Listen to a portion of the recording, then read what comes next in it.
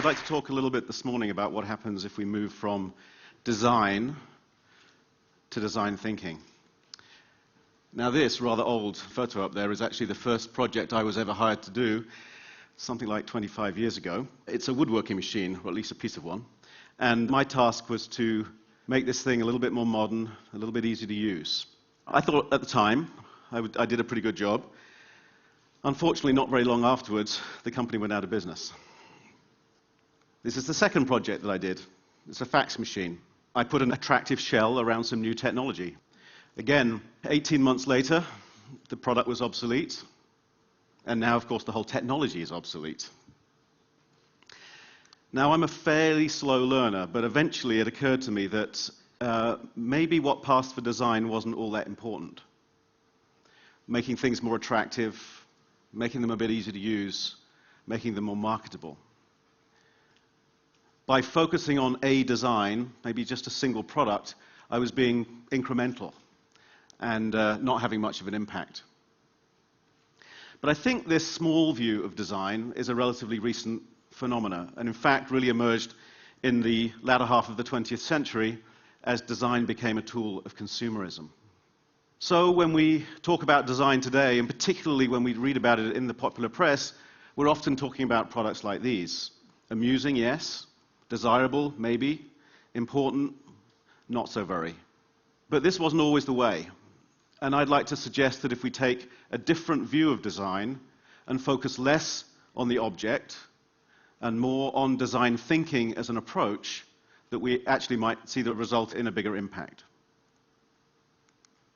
Now this gentleman, Isambard Kingdom Brunel, designed many great things in his career in the 19th century, including the Clifton Suspension Bridge in Bristol and the Thames Tunnel at Rotherhithe, both great designs and actually very innovative too. His greatest creation runs actually right through here in Oxford. It's called the Great Western Railway. And as a kid, I grew up very close to here, and one of my favorite things to do was to cycle along by the side of the railway waiting for the great big express trains to roar past.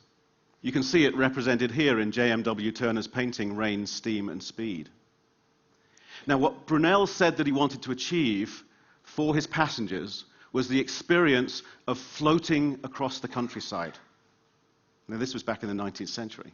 And to do that meant creating the flattest gradients that ever yet been made, which meant building long viaducts across river valleys. This is actually the viaduct across the Thames at Maidenhead, and long tunnels, such as the one at Box in Wiltshire. But he didn't stop there. He didn't stop with just trying to design the best railway journey. He imagined an integrated transportation system in which it would be possible for a passenger to embark on a train in London and disembark from a ship in New York. One journey from London to New York. This is the SS Great Western that he built to take care of the second half of that journey. Now, Brunel was working 100 years before the emergence of the design profession. But I think he was using design thinking to solve problems and to create world-changing innovations. Now, design thinking begins with what Roger Martin, the business school professor at the University of Toronto, calls integrative thinking. And that's the ability to exploit opposing ideas and opposing constraints to create new solutions. In the case of design, that means balancing desirability, what humans need, with technical feasibility and economic viability. With innovations like the Great Western, we can stretch that balance to the absolute limit. So somehow, we went from this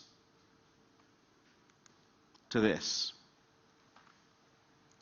Systems thinkers who were reinventing the world to a priesthood of folks in black turtlenecks and designer glasses working on small things.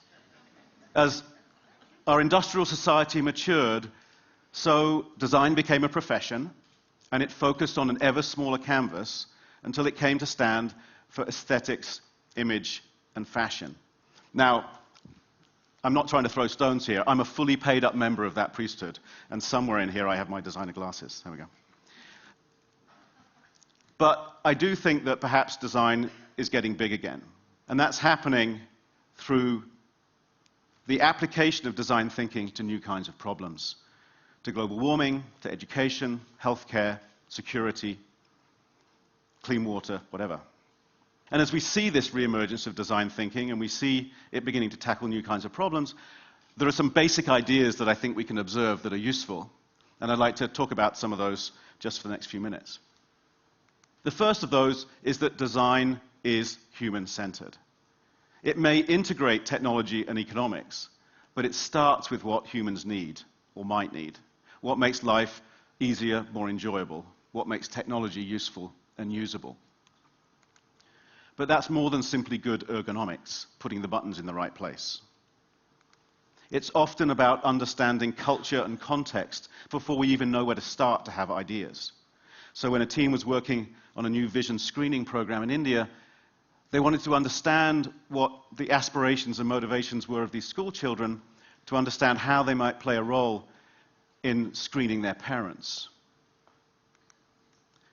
Conversion Sound has developed a high-quality, ultra-low-cost digital hearing aid for the developing world. Now, in the West, we rely on highly trained technicians to fit these hearing aids. In places like India, those technicians simply don't exist. So it took a team working in India with patients and community health workers to understand how a PDA and an application on a PDA might replace those technicians in a fitting and diagnostic service. Instead of starting with technology, the team started with people and culture. So if human need is the place to start, then design thinking rapidly moves on to learning by making. Instead of thinking about what to build, building in order to think.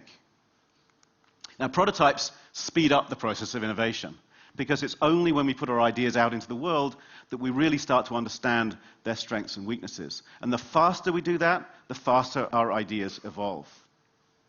Now, much has been said and written about the Aravind Eye Institute in Madurai, India. They do an incredible job of serving very poor patients by taking the revenues from those who can afford to pay to cross-subsidize those who cannot. Now, they are very efficient, but they're also very innovative. When I visited them a few years ago, what really impressed me was their willingness to prototype their ideas very early. This is the manufacturing facility for one of their biggest cost breakthroughs. They make their own intraocular lenses. These are the lenses that replace those that are damaged by cataracts. And I think it's partly their prototyping mentality that really allowed them to achieve the breakthrough, because they brought the cost down from $200 a pair down to just $4 a pair. Partly they did this by, instead of building a fancy new factory, they used the basement of one of their hospitals. And instead of installing the large-scale machines used by Western producers, they used low-cost CAD/CAM prototyping technology. They're now the biggest manufacturer of these lenses in the developing world and have recently moved into a custom factory. So if human need is the place to start and prototyping a vehicle for progress, then there are also some questions to ask about the destination. Instead of seeing its primary objective as consumption, design thinking is beginning to explore the potential of participation.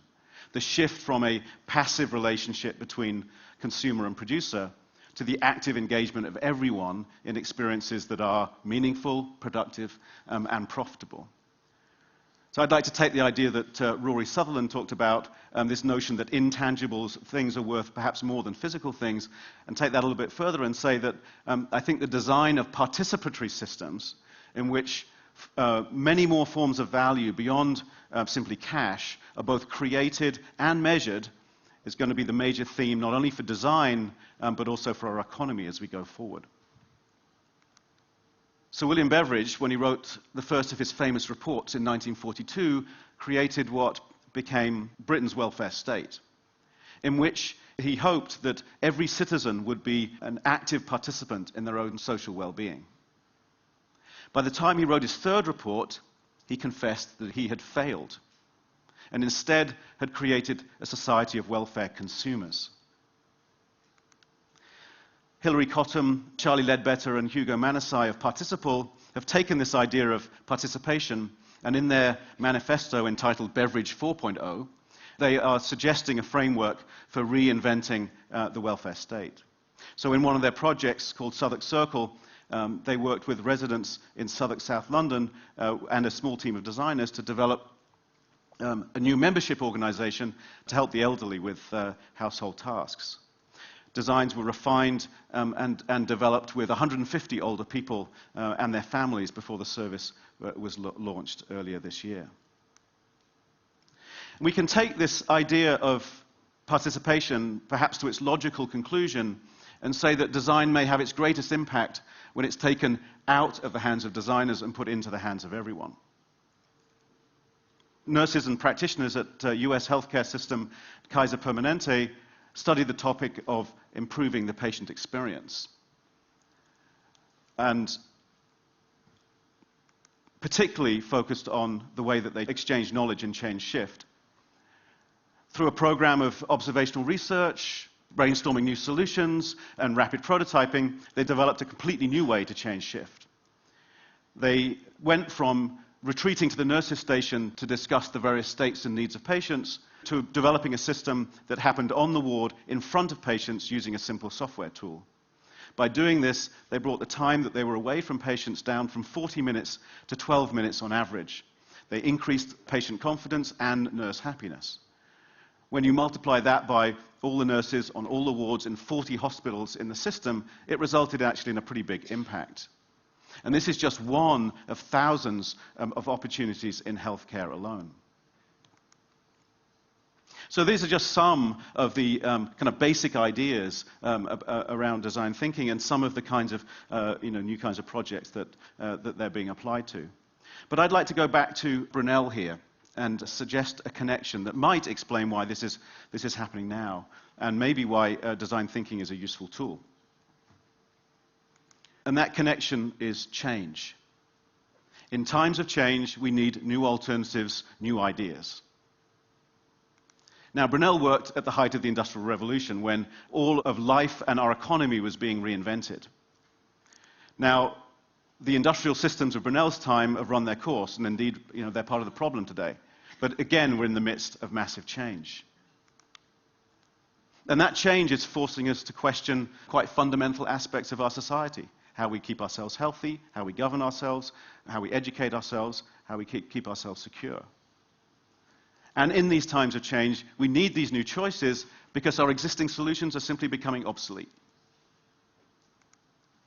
So why design thinking? Because it gives us a new way of tackling problems. Instead of defaulting to our normal convergent approach, where we make the best choice out of available alternatives, it encourages us to take a divergent approach, to explore new alternatives, new solutions, new ideas that have not existed before. But before we go through that process of divergence, there's actually quite an important first step. And that's, what is the question that we're trying to answer? What's the design brief? Now, Brunel may have asked a question like this: how do I take a train from London to New York? But what are the kinds of questions that we might ask today? So these are some that we've been asked to think about recently. And one in particular is one that we're working on with the Acumen Fund in a project that's been funded by the Bill and Melinda Gates Foundation. How might we improve access to safe drinking water for the world's poorest people, and at the same time stimulate innovation amongst local water providers? So instead of having a bunch of American designers come up with new ideas that may or may not have been appropriate, we took a sort of a more open, collaborative and participative approach. We teamed designers and investment experts up with 11 water organizations across India. And through workshops, they developed innovative new products, services and business models. We hosted a competition and then funded 5 of those organizations to develop their ideas. So they developed and iterated these ideas, and then IDEO and Acumen spent several weeks working with them to help design new social marketing campaigns, community outreach strategies, business models, new water vessels for storing water, and carts for delivering water. Some of those ideas are just getting launched into the market, and the same process is just getting underway with NGOs in East Africa. So for me, this project shows kind of how far we can go from some of those sort of small things that I was working on at the beginning of my career. That by focusing on the needs of humans, by using prototypes to move ideas along quickly, by getting the process out of the hands of designers, and getting the active participation of the community, we can tackle bigger and more interesting questions. And just like Brunel, by focusing on systems, we can have a bigger impact. So that's one thing that we've been working on. I'd actually be quite interested and perhaps more interested to know what this community thinks we could work on. What kinds of questions do we think design thinking could be used to tackle?